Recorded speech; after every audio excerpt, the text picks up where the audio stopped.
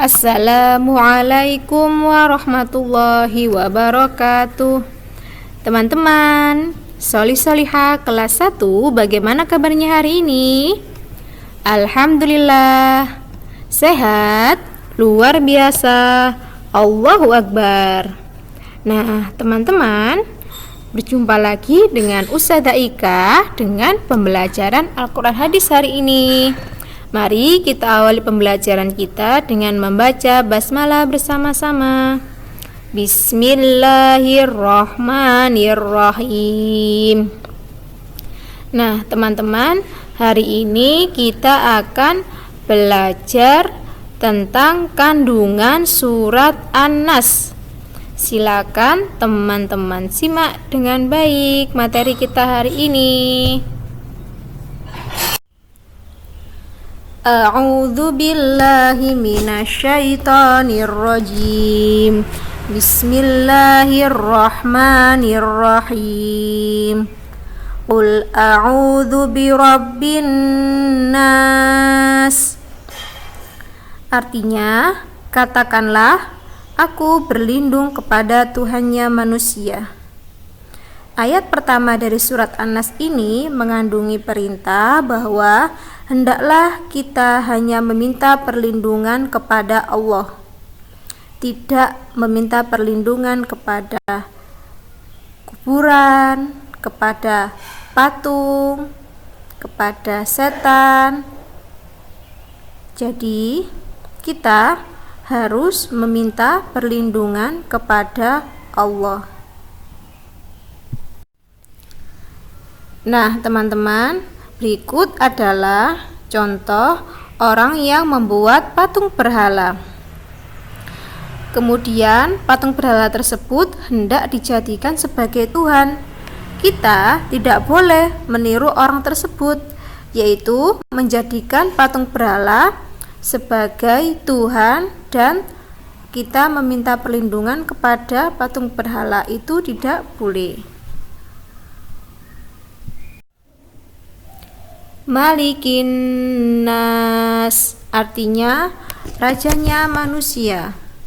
Ayat kedua dari surat An-Nas ini menjelaskan bahwa yang merajai seluruh manusia di muka bumi ini beserta seluruh alam semesta itu hanyalah Allah. Tidak ada kerajaan yang lebih tinggi selain kerajaan Allah. Allah yang merajai semuanya. Jadi hendaklah kita hanya meminta perlindungan kepada Allah. Ilahin nas, artinya sembahan manusia, Tuhannya manusia. Ayat ketiga dari surat An-Nas ini menjelaskan bahwa yang berhak disembah oleh manusia hanyalah Allah.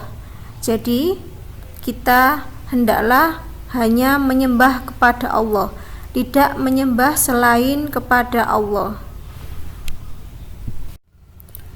Min syarril waswasil khannas, artinya dari kejahatan bisikan setan yang bersembunyi. Ayat keempat dari surat An-Nas ini menjelaskan bahwa hendaklah kita berlindung kepada Allah dari kejahatan bisikan setan yang bersembunyi, yang hendak menjerumuskan manusia kepada kemaksiatan. Jadi, setan selalu membisikkan manusia untuk berbuat keburukan dan berbuat kemaksiatan. Setan hendak menjerumuskan manusia untuk melakukan berbagai macam kemaksiatan. Maka dari itu, hendaklah kita meminta perlindungan kepada Allah dari kejahatan bisikan setan yang bersembunyi. Alladzi yuwaswisu fi sudurin nas, artinya yang membisikkan kejahatan ke dalam dada manusia. Surat An-Nas ayat kelima menjelaskan bahwa setan selalu membisikkan manusia untuk berbuat kemaksiatan dan jauh dari perbuatan baik. Setiap hari setan mengiringi kita, mendatangi kita dari kanan, kiri, atas, bawah, depan, belakang untuk membisikkan ke dalam dada manusia untuk selalu berbuat kemaksiatan, selalu berbuat buruk. Maka dari itu, hendaklah kita berhati-hati terhadap bisikan-bisikan setan yang merasuk ke dalam dada manusia.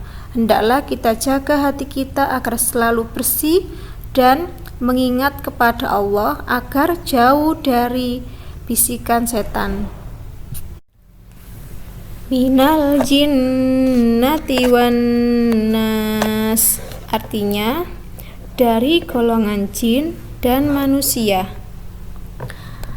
Ayat ke-6 dari surat An-Nas ini menjelaskan bahwa setan yang membisikkan manusia untuk selalu berbuat maksiat adalah tidak dari golongan jin saja, tetapi ada juga setan yang berbentuk manusia, yaitu manusia-manusia yang selalu mengajak manusia untuk berbuat kemaksiatan, mengajak manusia untuk memiliki perilaku yang buruk, dan manusia-manusia jahat yang berprasangka buruk kepada manusia.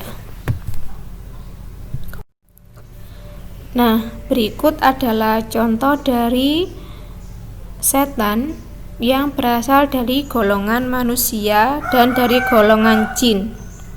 Ada pencuri, yaitu orang-orang jahat. Kemudian ada dukun mengajak manusia untuk berbuat syirik kepada Allah. Dan selanjutnya ada setan dari golongan jin yang mengajak manusia kepada perbuatan buruk.